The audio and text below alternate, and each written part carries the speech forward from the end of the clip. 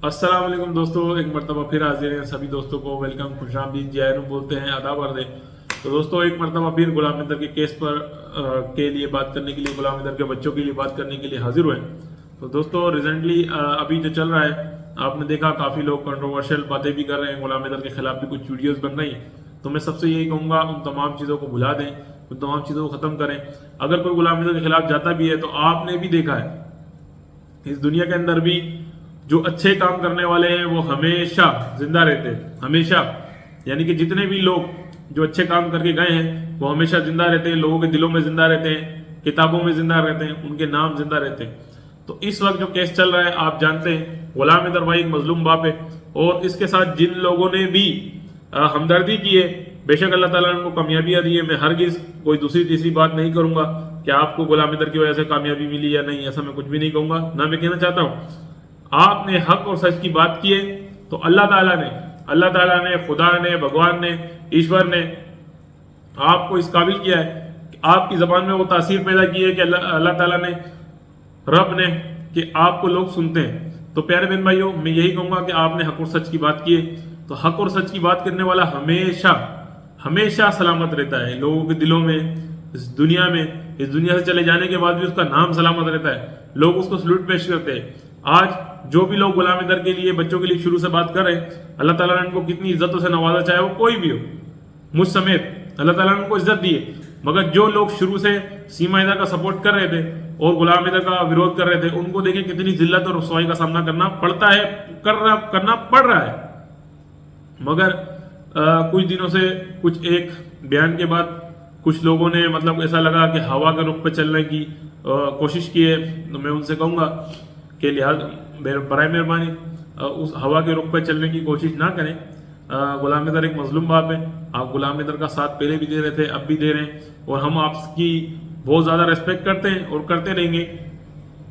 जितने भी लोग इस केस से जुड़े हुए थे, जुड़े हुए हैं, मैं इन सबकी रेस्पेक्ट करता हूँ, गुलाम नदर भाई भी सबकी रेस्पेक्ट करता है। तो लिहाजा आप और जितने भी लोग हैं वो गुलाम नदर भाई के सपोर्ट करते रहें और हक और सच की बात करते रहें।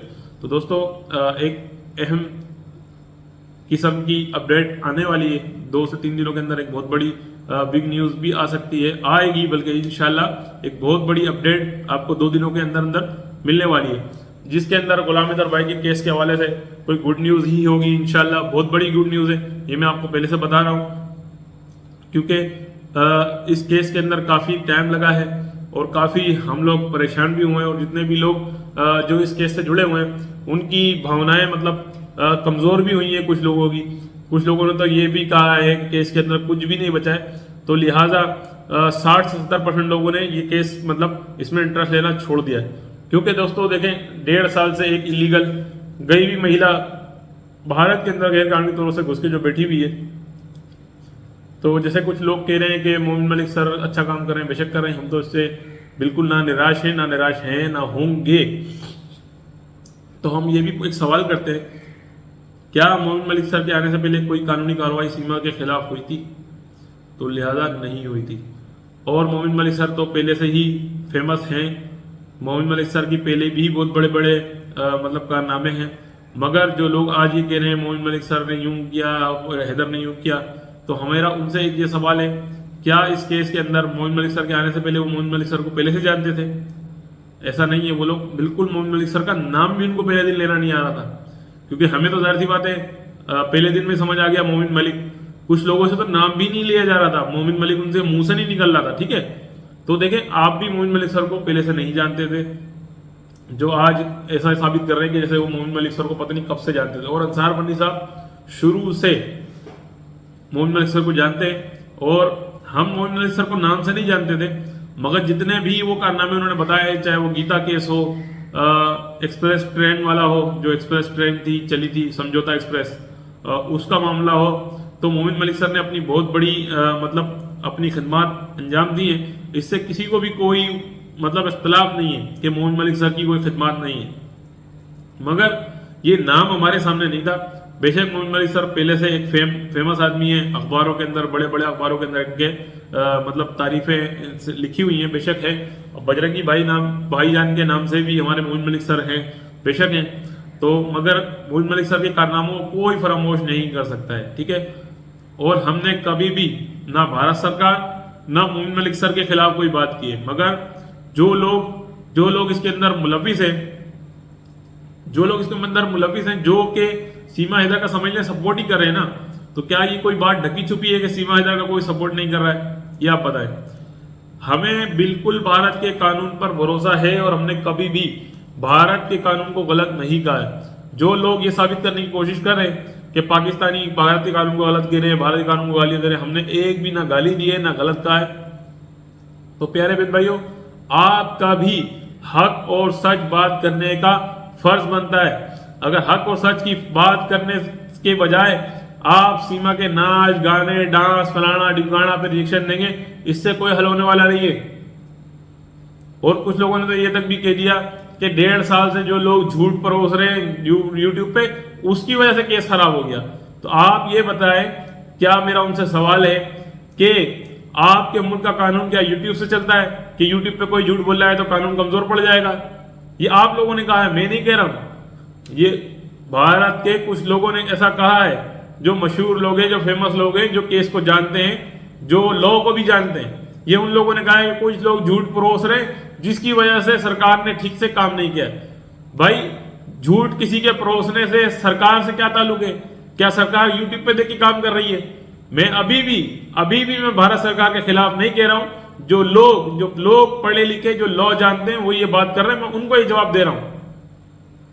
तो क्या एक मिसाल है, पाकिस्तानी या हिंदुस्तानियों ने यूट्यूब पे अगर एक मिसाल है झूठ फैला दिया, तो क्या आपका कानून यूट्यूब पर देखने से चलता है कि ये बात झूठ कह रहे हैं, ये बात सच्चाई होगी, तो झूठ को सच साबित करके सीमा हैदर को खुला छोड़ दो? तो देखें, भारत के अंदर सीमा इलीगल है, सीमा ने इलीगल एंट्री की है, भारत के कानून को तोड़ा है, भारत के कानून की धज्जियां उड़ाई हैं। सीमा हैदर ने भारत के कानून की धज्जियां उड़ाई हैं। फिर भी आप कहते हैं कि यूट्यूब पे झूठ बोला जा रहा है, इसकी वजह से सरकार ने काम नहीं किया। भाई, आपके मुल्क की सरकार क्या यूट्यूब से चलती है कि यूट्यूब पे अगर कोई झूठ बोल रहा है तो आप जो है उस पर कानूनी कार्रवाई नहीं करेंगे क्योंकि झूठ बोला जा रहा है यूट्यूब पे?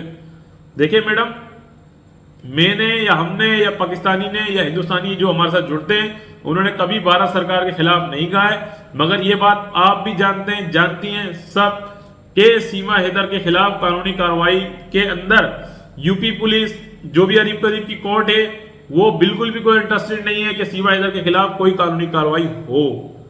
मैंने हमारे पाकिस्तानियों ने हरगिज ये नहीं कहा है कि हिंदुस्तान सरकार इसके अंदर इन्वॉल्व है, मगर हमारी हिंदुस्तानी बहनें भी हैं जिन्होंने एमएलए तक के नाम लिए हैं कि रघुपुरा का फलाना एमएलए है, फलाना डिमकाना है, फलाना एसएचओ है, वो इसके अंदर मुलविस है।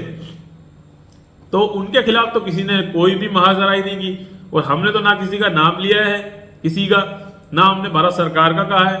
तो प्यारे बहन भाइयों, हमेशा जो भी लोग यूट्यूब पर आवाज उठा रहे हैं, हक और सच बोलना सीखें, ताकि आप आगे भी आपको लोग याद रखें, ठीक है। अब एक मिसाल है, मेरे मुल्क में कोई चीज गलत है या मेरे शहर में, मिसाल के तौर पे मैं शहर कराची में रहता हूं, कराची के शहर के अंदर अगर कोई कानून के तौर पे कोई हुकूमत है, कराची मिसाल है, कराची हुकूमत या कराची सरकार अगर कोई चीज गलत करेगी, तो क्या मैं अपनी कराची सरकार का साथ दूंगा? क्योंकि नहीं, कि मेरे मुल्क की बदनामी है। बात मुल्क की बदनामी की नहीं है, जो काम गलत है, एक पत्रकार एक जर्नलिस्ट का काम है जो चीज जिस तरीके से उसको उस तरीके से पेश किया जाए।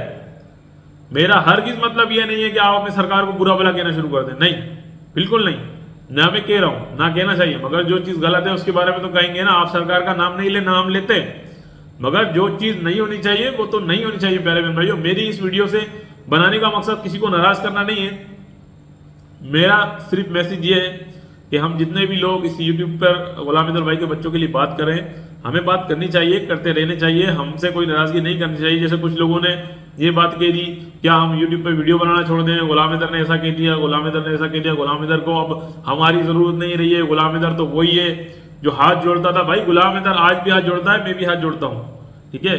और कोई ये ना समझे कि हमने कोई तनकीद के तौर पे हाथ जोड़े। मैं बिल्कुल दोबारा कहता हूँ कि आप गुलाम हैदर का भाई का सपोर्ट करते रहिए।